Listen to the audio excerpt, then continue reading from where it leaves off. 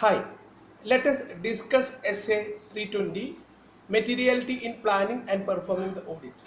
This standard requires the auditor to consider the concept of materiality both in the planning and its performance stage. During the planning phase, auditor will conduct risk assessment procedure to identify the risk of material misstatement, and the identified ROMM risk of material misstatement may be higher, lower and medium category. Based on the ROMM obtained, auditor will set an amount, what amount can be deemed as material using his professional judgment and adopting some benchmark, some standard based on which the materiality level will be fixed. The concept of materiality has to be applied for financial statement as a whole, or sometime it may be required for the particular class of transactions, particular account balance or particular disclosure. And what is the concept of misstatement?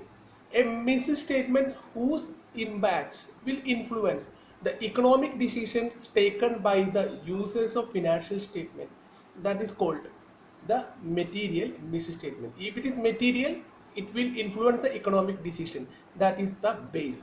And what is the concept of, what is the definition of performance materiality? Performance materiality is the amount or amounts, sometime auditor set lower than the materiality level, to conduct more detailed checking to reduce the risk of material misstatement, then it is called performance materiality. Let us move into the standard aspect. What is the object of this standard? The object of this standard require the auditor to consider the concept of materiality both in the planning and its performance stage. Planning stage we already discussed and we will have more discussions. And what is the scope of this standard? Scope of this standard is an influence of another standard, SA 450. How auditor evaluate the results of identified misstatement. A misstatement identified by the auditor during the course of his audit, and uncorrected misstatement. Auditor has identified a misstatement but it is not corrected, rectified by the management. What are the impacts and influence of the same? And we will move into the concept of materiality in audit, which is different from the other particular domain. Financial statements will generally provide a reference of concept of materiality. If such reference in FRF, applicable FRF, is missing, then auditor has to adopt the following three basic concepts. Misstatement, which is including omissions, are considered material if it is in individual or in aggregate influence the economic decisions taken by the users on the basis of financial statement. The judgment as to the materiality has to be made by understanding the entity and its environment, nature and the size factor, and the judgment as to a matter which is considered as material has to be made in the light of common information needs of the users as a group. Thus, auditor's concept of materiality application is purely based on the professional judgment and the information needs of the users. In that aspect, auditor will have the defaulting assumptions about the users. Users have a reasonable understanding of the business and economic activity and accounting process, and users are willing to study the information contained in financial statement by using a reasonable diligence. Users must be aware that financial statements are prepared, presented and audited by considering the concept of materiality, and user must understand that a reasonable level of uncertainty inherent to an amount which is based on the accounting judgment, estimate and future transaction, and user should use the informations in a most wise manner to take their economic decisions. And we will move into the auditor's consideration of materiality in the planning phase. During the planning phase, auditor will only consider the size factor. What size of misstatement can be considered material?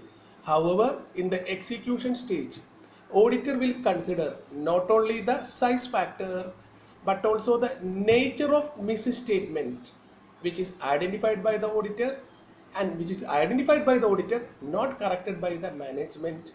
These factors also be taken into consideration.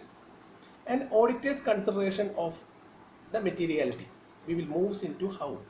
Auditor shall frame the overall audit strategy for the financial statement as a whole for applying the concept of materiality. Alternatively, sometimes some particular class of transaction, account balance or disclosure alone require certain detailed checking. Why? Because it will influence the economic decisions taken by the users. In that situation, auditor has to apply the concept of materiality to that particular item.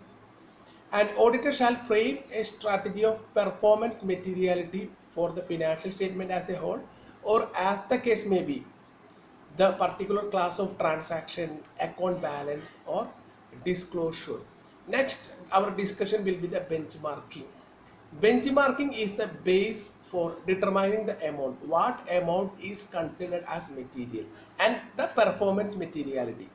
Setting an amount below than the amount we have arrived through the benchmarking. Benchmarking is a yardstick or a standard.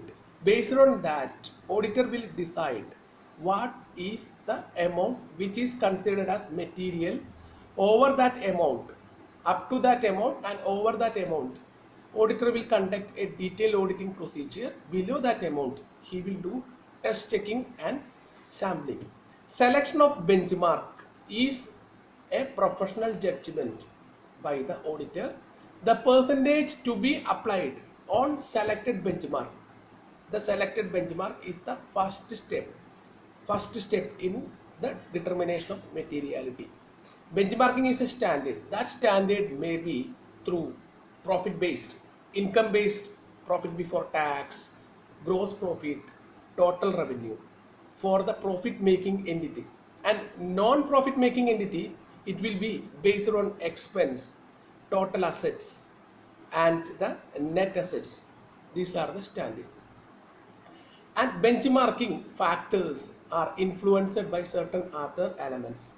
First, the component in financial statement. On that basis we can do asset, liability, income, expense, net worth. The users of particular industry give significant importance on any particular matters. Other industry users may give, adopt PBT, then that will be the yardstick. The way the entities operated and financed. Debt equity ratio is one example. And benchmarking also have susceptible to the volatility. These are the main factor. And classification we already discussed. It is based on expense, based on income, depends on the profitability. Generally, for profit making industry, profit before tax is the acceptable benchmark. However, in certain situation where PBT is volatile, then we will adopt gross profit or total revenue. But the percentage is applied on the gross profit before tax will be substantially higher than gross profit or total revenue. For example, profit before tax, we know it is a lower item, but the gross profit and the total revenue is the higher items. So item is higher, we will apply the lower percentage. Below items, lower item, profit before tax, we will apply the lower percentage. This is the another base. Revision of materiality. During the planning stage, auditor may fix an amount which is considered as material, but during the progress of audit, he may revise the materiality amount based on the further audit evidence. And what are the matters to be documented? Matters to be documented are the materiality for financial statement as a whole, or particular class or classes of transactions. Performance materiality, that is setting a lower amount than the material amount.